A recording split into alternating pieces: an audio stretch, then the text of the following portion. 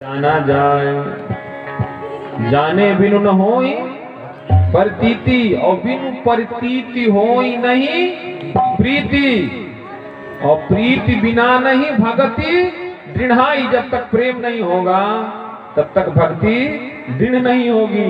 कैसे जिन खगेश जल के चिकनाई, जैसे पानी में कितनो मथनी घुमाओ कुछ निकलिए का।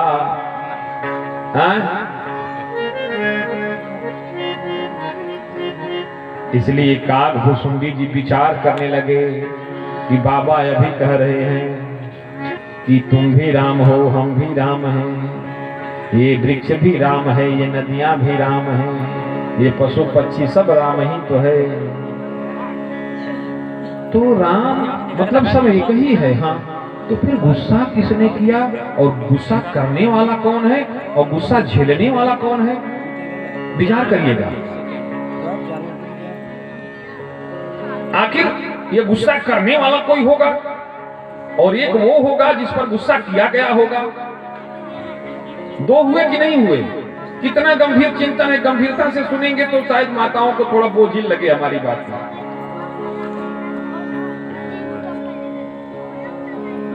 हम आएंगे आपके कथा के उस विषय पर भी जहां से कल हमने छोड़ा था, हमको याद है, लेकिन उसके सहारे मूल चीज को भी तो समझाना हमारा फर्ज है। कौन समझाएगा? हम सिर्फ ताली बजवाने थोड़े ना यहां आए हैं और आपकी शाबाशी लूटने भी नहीं आए। हम अपने कर्तव्य का निर्वहन करने आए हैं जो हमारे सदगुरु ने हमको सौंपा है। हमें आपके सम्मान की कोई परवाह नहीं और आपके तिरस्कार की कोई फिक्र नहीं है, क्योंकि मेरे को पता है कि वो जो सम्मान है वो हमारा नहीं है। किसका है? हमारे मालिक की नौकरी का है। उसने नौकर बना रखा है तो उसकी नौकरी जब तक है तब तक सम्मान है। अपन गुब्बारे की तरह क्यों फूलें? और अगर तिरस्कार है, उसके नौकर है, तो उसने जो फर्ज सौंपा है उसके निर्वहन में अगर कोई अड़चन आती है, कोई तिरस्कृत करता है, तो फिर हम कैसे नौकर हैं जो उस तिरस्कार से व्यथित हो जाए। काग भुसुंडी जी ने विचार किया कि अभी तो बाबा कह रहे थे कि हम भी राम हैं, तुम भी राम हो, ये सब राममय ही हैं, तो फिर दो राम कैसे हो गए? हुए ना, एक गुस्सा करने वाला राम और एक अपराधी राम जिस पर गुस्सा किया गया। चिंतन बहुत गहरा है। बाबा लिखते हैं कि क्रोध की द्वैता बुद्धि बिना द्वैत बुद्धि के क्रोध उत्पन्न ही नहीं हो सकता। जब तक दो का भेद नहीं होगा तब तक क्रोध उत्पन्न। तो मतलब बाबा सही कह रहे थे क्या जो कह रहे थे? क्या इनके मस्तिष्क में द्वैत नहीं है क्या? क्योंकि कथनी मीठी खारिसी और करनी विष की लोय, तो कथनी छाड़ करनी करो, जिससे अमृत हो, तो जिसकी लागी रे लगन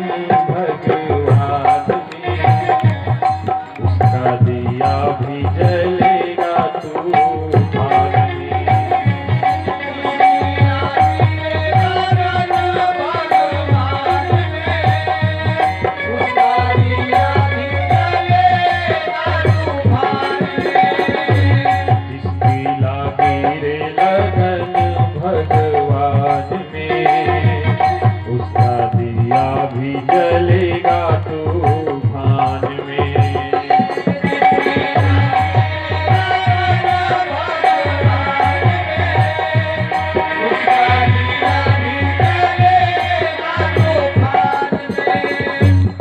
दो कौन है?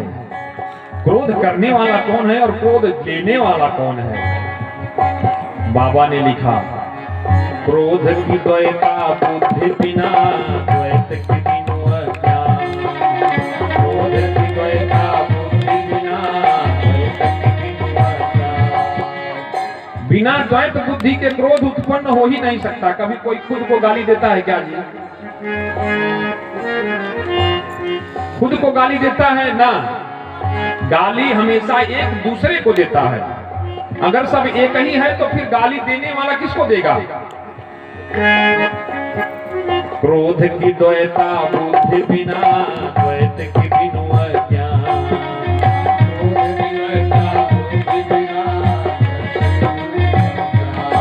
बिना द्वैत बुद्धि के क्रोध नहीं हो सकता।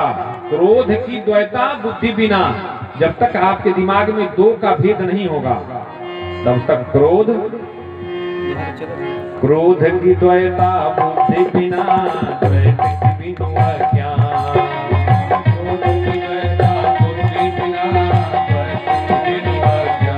और जब तक दो का भेद है तब तक ज्ञान कहाँ है?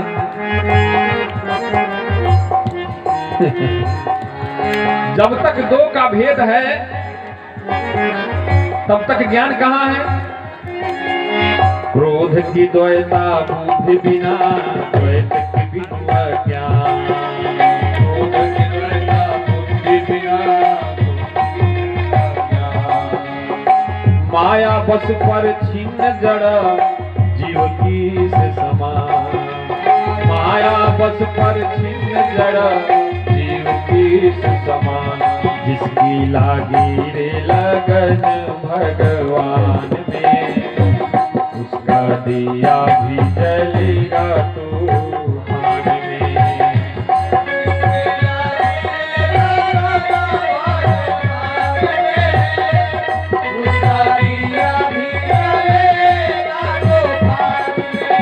अच्छा, यहाँ गंगा जी बगल में बहती हैं। कितने लोगों ने गंगा जी का दर्शन किया है? ये गंगा, ये सभी छोरे गंगा किनारे वाले हैं, सभी ने गंगा दर्शन किया है। अच्छा, बरसात के दिनों में गंगा कहाँ तक आ जाती है? एकदम आपके घर तक आ जाती है। और गर्मी में कई गंगा हो जाती है क्या? अगर मैं गलत नहीं हूं तो गर्मी में गंगा जी के क्षारण कई जगह जल के रूप में इकट्ठे होते हैं। तो जब आपको अभिषेक के लिए जल लाना होता है तो कहां से लाते हैं माई बाप? गंगा ने जिस जल को छोड़ दिया है उसमें से लाते हैं कि जिससे धारा बह रही है उसमें से लाते हैं? बोलिए। मतलब धारा बहने के कारण वो जल शुद्ध है, और जो गंगा से जिसकी धारा कट गई वो अशुद्ध हो गया। क्यों अशुद्ध हुआ भाई? बीच में रेत के टीले जो आ गए, बीच में रेत के टीले जो आ गए, अब बीच में रेत के टीलों के आने के कारण अब ये गंगा जल नहीं रहा। ये क्या हो गया? गंदा जल हो गया। बीच में रेत के टीलों के आ जाने के कारण अब ये गंगा जल नहीं रहा। क्यों नहीं रहा? क्योंकि गंगा से कट क्यों गया है। तो फिर गंगा बनेगा कैसे? जब गंगा से सटेगा। तो सटेगा कैसे? जब कोई बीच में जमी हुई रेत की दीवार को हटाएगा, और जैसे ही रेत की दीवार हटेगी फिर वो गंगा जल गंगा में मिलते ही गंगा जल हो जाएगा। इसलिए हम हैं तो शिव। हम कौन हैं? शिव। लेकिन वो जो बीच में रेत के टीले, अज्ञान के टीले जम गए हैं, इनके कारण शिवत्व भूल गए हैं, और भूलने के कारण जीव होके रह गए हैं। हम हैं तो परमात्मा, हम हैं तो परमात्मा, लेकिन बीच में जो अज्ञान का पर्दा आ गया है तो परमात्मा से हट के संसार में अभिमुख हो गए हैं, और अभिमुख जितना होते गए उतनी दूरी बढ़ती गई। इस कारण अब हम क्या हो गए? आत्मा होके रह गए। हम ही श्रीमन हैं, नो एनी अदर पर्सन। हम ही श्रीमन हैं, लेकिन श्री कहाँ गायब हो गया। वास्तविक श्री जो है उसको भूल गए और नकली श्री में और भी कहाँ ढूंढ रहे हैं। कौड़ियों को मोतियों का दर्जा दे रहे हैं। शास्त्र कहता है कि पृथिव्याम त्रीणि रत्नानि जलमन्नयि सुभाषितम मूढ़ैव पाखांडेषु रत्न संज्ञां विधीयते। पृथ्वी पर 3 ही रत्न हैं। कितना रत्न है? देखे तो माई लोग सुनता है कि नहीं। पृथ्वी पर कितना रत्न है? कितना रत्न है? अंगुली से ना मनाई, मुंह से बोले कि कितना रत्न है? सुना चलो। पृथ्वी पर 3 रत्न है। ये लोग मन से सुना था और आप लोगों से काम भी ज्यादा है। अब वहीं जाके बर्तन माजे के बाद घर सवेरे का इंतजामों करे के बाद आप लोग तो जाएंगे बस 4 रोटी डाले बिस्तर पर गए। ये तपस्वी हैं। इनकी तपस्या को कोई उकेरता नहीं है।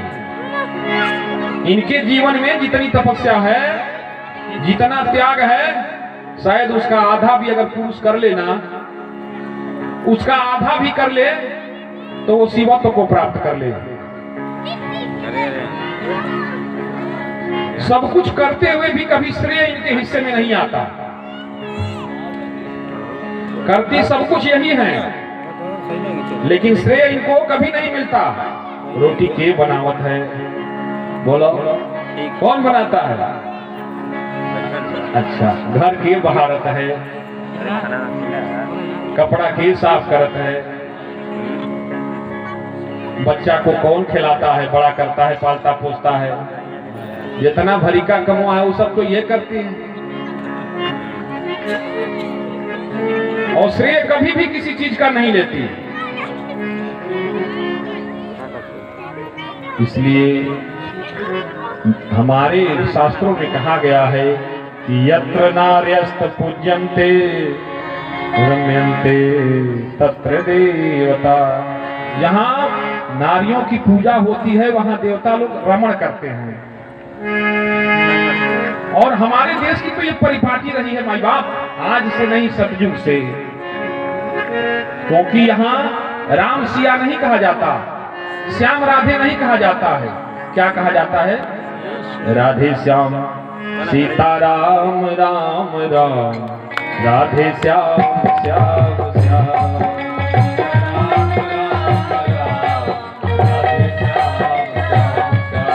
सीता राम राम राम, राधे श्याम श्याम श्याम।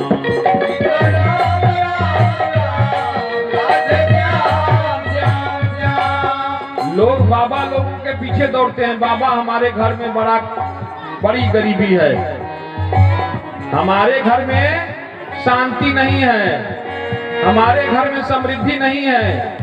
अरे होगी कैसे जब घर के लक्ष्मी के तू लक्ष्मी ये नहीं समझेगा तो होगी। घर में लक्ष्मी बैठी है, उसकी सुविधा का ख्याल नहीं और दूसरे की पत्नी के पीछे दौड़ रहे हो। तुम्हारे घर में दरिद्रता नहीं आएगी तो संपन्नता आएगी। सीता राम राम राम, राधे श्याम श्याम श्याम,